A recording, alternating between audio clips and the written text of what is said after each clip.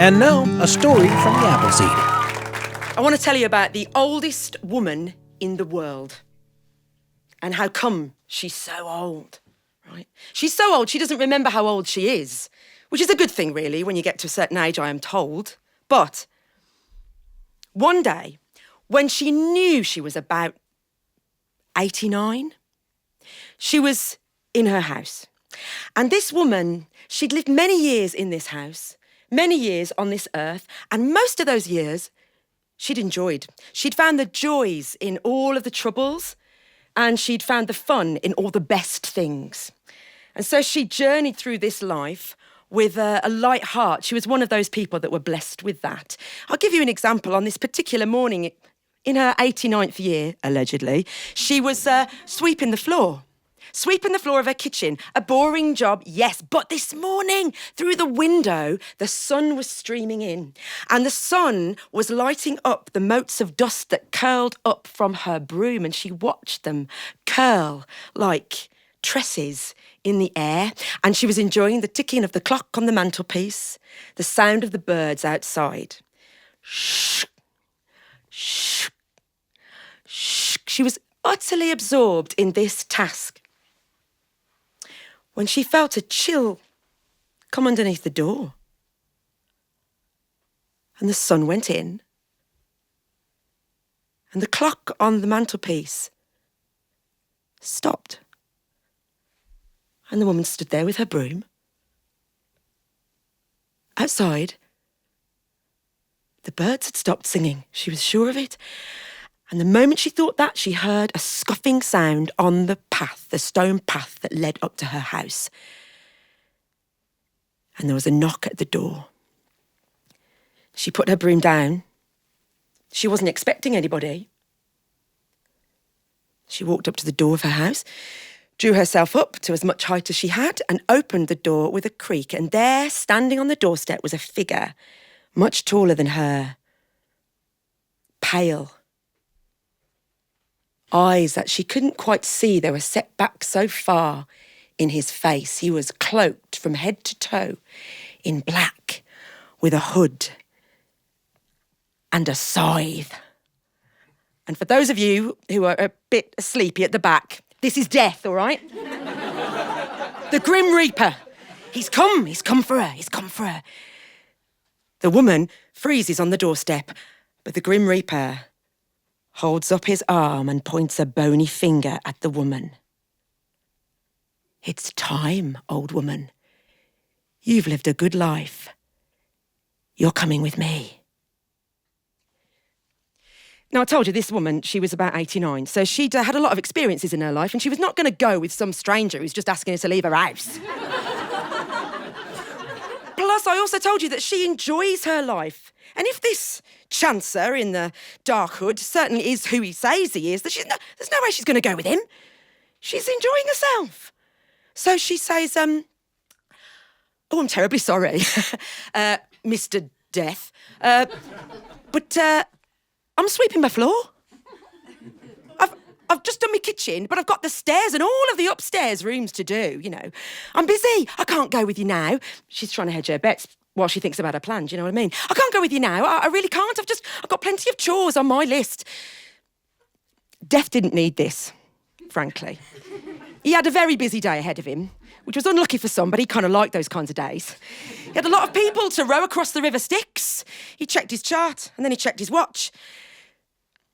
Frankly, he didn't have the time to remonstrate with this woman who seemed hell-bent on staying exactly where she was. So he thought to himself, right, well, I do have a little gap in my schedule tomorrow. All right, he said, OK.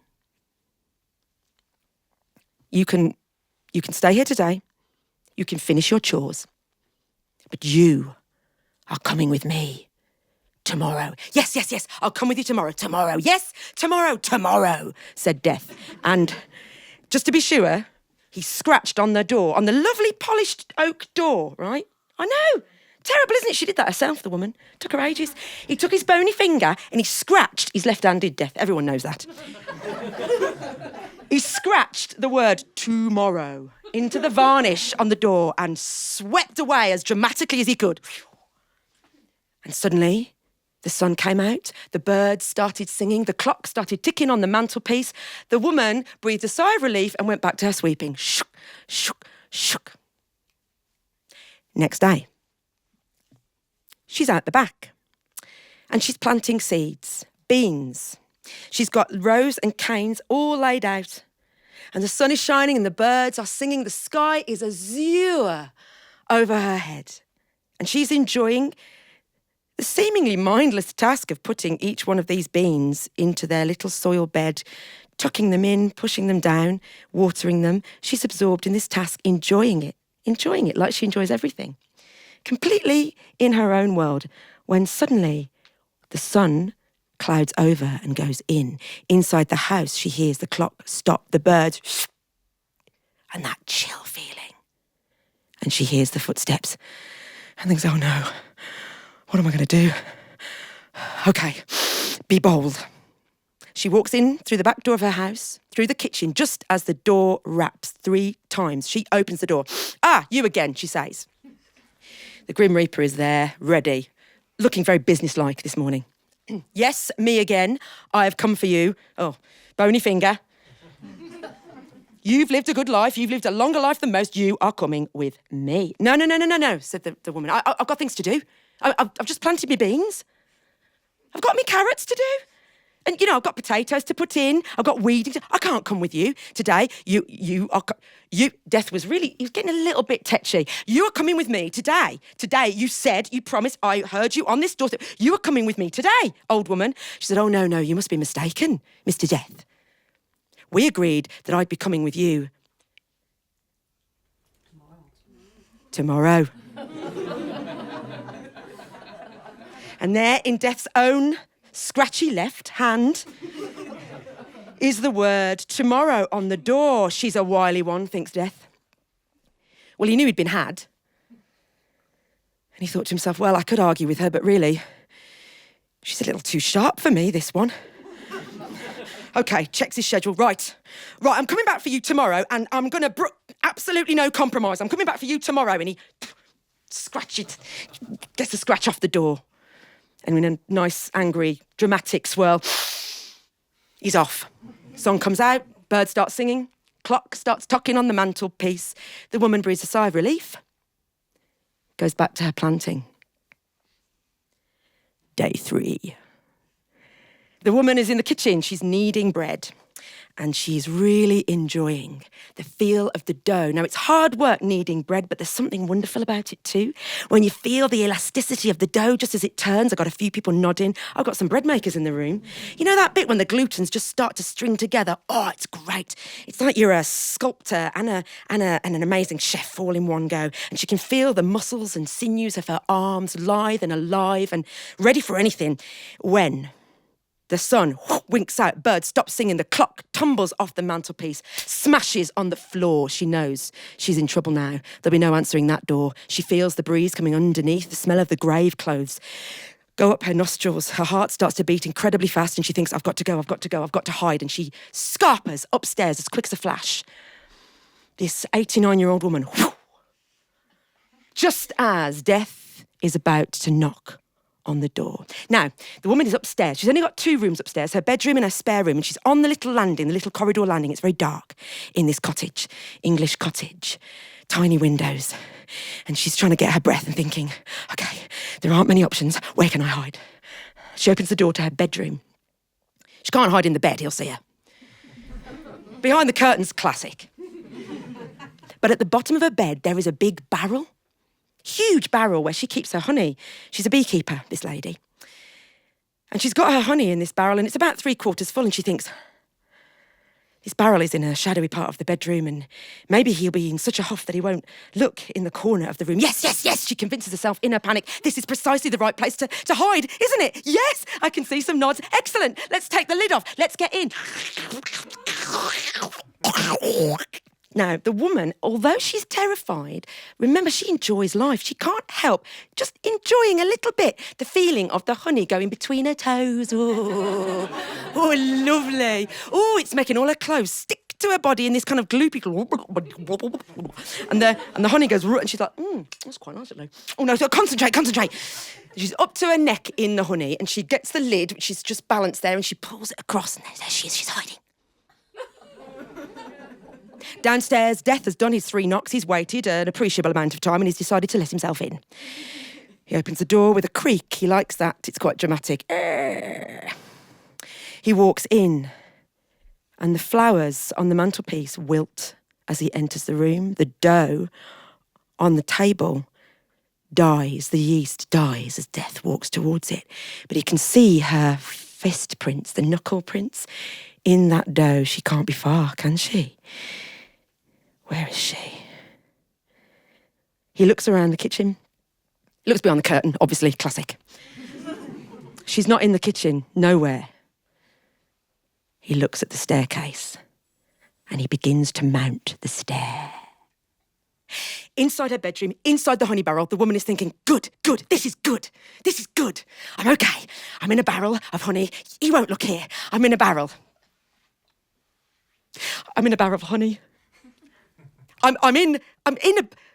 This is not okay. There's nothing okay about this. I'm in a barrel of honey in my bedroom. This is the first place he's going to look. Oh, no. And in a quick moment of decision, she flings the lid off the honey barrel. I know, I don't want her to do it either, but this is the story. These are the facts. She flings the lid off. She gets out.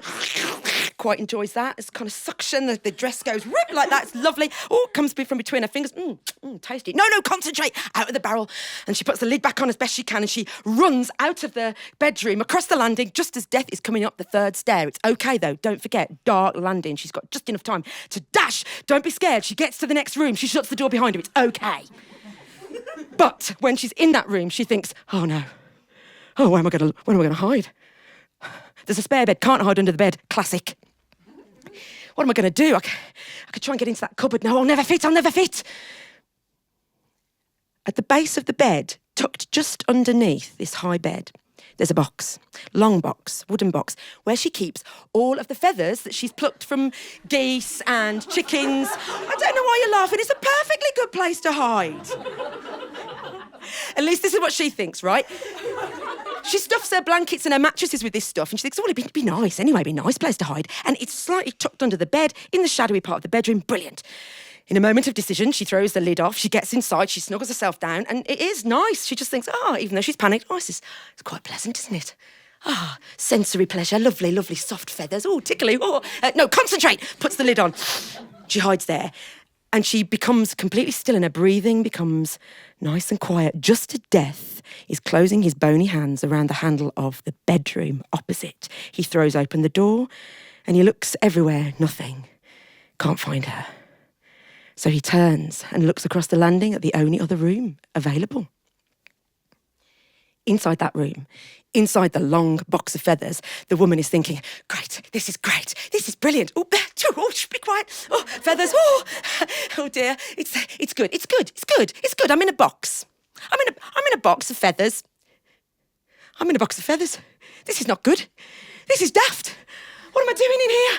This is absolutely the first place he's going to look. And in a moment of decision, she throws off the lid of this box, and she takes one leg, gets out, lifts herself up and out of this box, and she's standing there, one leg in, one leg out, as the door opens. And Death is there. And the woman is so terrified by the sight, so terrified by her lack of a forward-thinking plan, that she begins to do what she doesn't often do. She begins to wail in anguish. Shrieking as loud as she can. She's, when you get a bit panicky and you do that with your hands. Death looks this thing up and down, this creature. What on earth is this? No wonder it had to be hidden in the spare bedroom. What on earth is...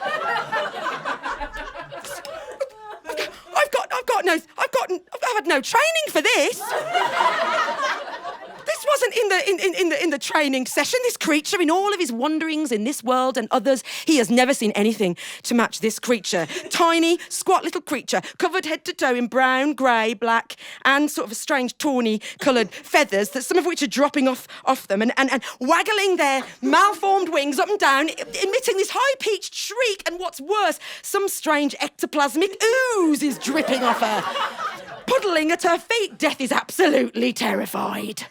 And he does what he has never done before and has never done since. He turns on his bony heel. He runs down the stairs. He skitters across the kitchen. He goes out through the door, down the stone path, over the wall, and out through that village as fast as his black moccasins will carry him.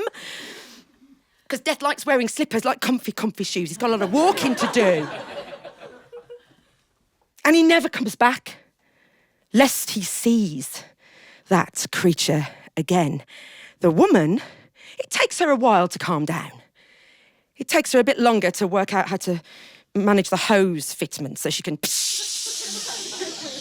But once she's settled and understands what's happened, she begins to think that maybe she's got longer than most to enjoy her life. And sure enough, these are the facts. She's there, in her cottage at the end of the lane, sweeping her kitchen, planting her beans, baking her bread, old as the hills, and taking all the joy she can out of what life she has.